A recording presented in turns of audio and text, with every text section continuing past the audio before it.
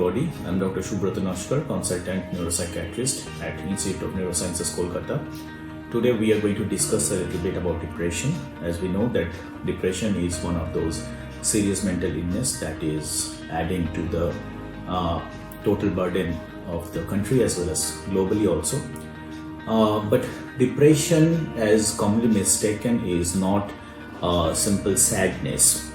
Depression is a clinical syndrome where we find that if a person is suffering from low mood, lack of energy, and if there is lack of pleasure in the pleasurable activities that he used to enjoy previously, if these symptoms, these three symptoms at least, are present for more than 2 weeks, then we may say that the person is suffering from depression.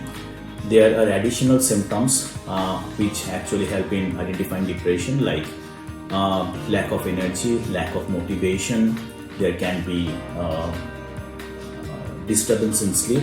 By disturbance I mean that there can be decrease in the total amount of sleep or increase in the total amount of sleep. There can be change in body weight. Either 10% of the body weight may increase or 10% body weight may decrease. There can be guilt feeling and often suicidal ideation in patients who are suffering from depression. So obviously it is not just a simple sadness, because mood shifts from day to day, time to time. So sadness may go away in 3 hours or in a day or so, but in this case it will last for at least more than 2 weeks along with associated symptoms. So the next question is that often people say that I live a very carefree life, I am quite jolly and all that, I can't suffer from depression. It's not like that. Anyone can suffer from depression, because in depression it's just not about your environment affecting you. Sometimes it is, most of the times it is actually, there is an imbalance in the neurotransmitter level in your brain. Mainly there is a neurotransmitter called serotonin, which can when the level of the serotonin comes low, then the person may show symptoms of depression. So the symptoms may come without any changes in the environmental factors. So yes, anybody can suffer from depression. So what are the risk factors for depression? Usually the risk factors can be divided into physical risk factors and psychological risk factors. The physical risk factors, like if a person is suffering from any disorders which can increase the overall stress in the person, like hypothyroidism, the person is suffering from diabetes, or the person is suffering from a long-standing any physical illness. Those are the risk factors for depression. If we talk about the psychological stressors, it can be anything. It can be job loss, it can be relationship issues, it can be anything that has changed your environment significantly, which is having a negative impact on your life. Having a family history of depression also is a very important risk factor. So those people who have got family histories definitely should be careful. And if there is any prior history of depression, that means that in the very early age, if the person has been affected by depression, then there is a definite chance that the person may develop depression in the near future also. Certain medications like steroids can affect the mood, and in certain cases have been found to develop depression in a particular group of patients. So next question is that okay, fine, I have depression, but do I need treatment?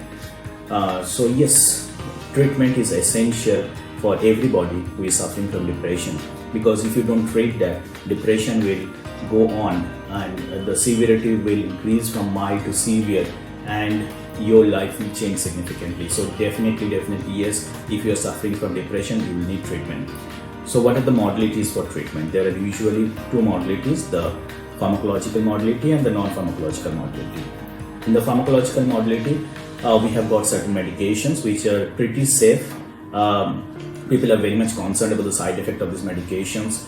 Usually these medications have got no or very less, most of these medicines have got no side effects if used in the proper doses. So certain group of medications like SSRIs or tricyclic antidepressants can be used in patients who are suffering from depression.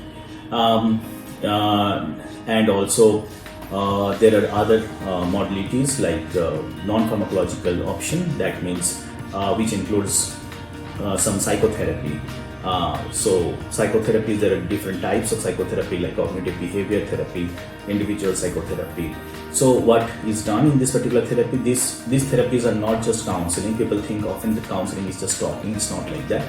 In CBT, what is done is that the specialist, the psychologist or the psychiatrist, they identify the negative thought and the negative cognition, and they help the patient to identify those thoughts themselves and to negate that and remove that, so that they can the thoughts can be modified and the patient can themselves take control over their life.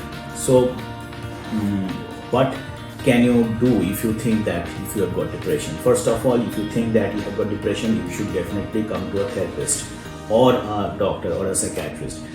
You need professional help regarding this, and if you delay the treatment, the more the delay, the more the time will be taken for your recovery. So yes, please in that case reach out to a mental health professional.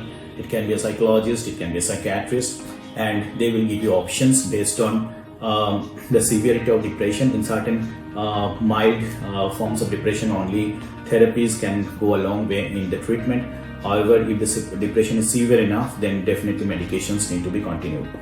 And in this aspect, I want to mention that many people often ask us like how long the depression treatment should be continued.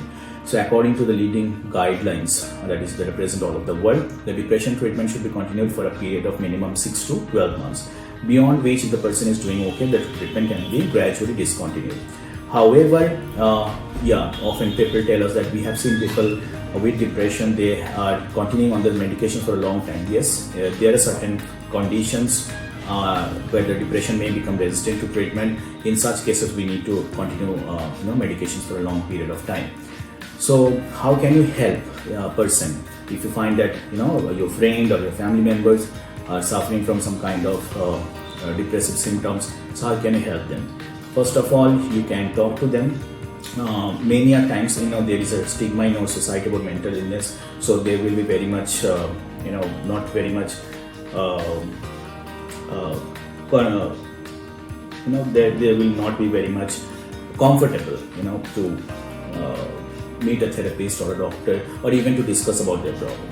So what you can do is just ask them simply about their condition. So just a question like how are you? This particular question will just give you a plethora of information regarding the current mental state of the person. And if you find that the person is having significant problem, and you find the person is even having like suicidal ideations, immense guilt feeling and all that, you should definitely motivate that person to meet a mental health care professional.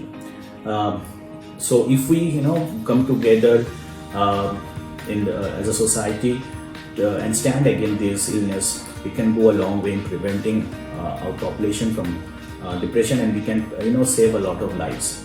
So I will urge all of you to spread the awareness about depression, and also to help people identify their symptoms and to come forward if you think you are suffering from such disorder.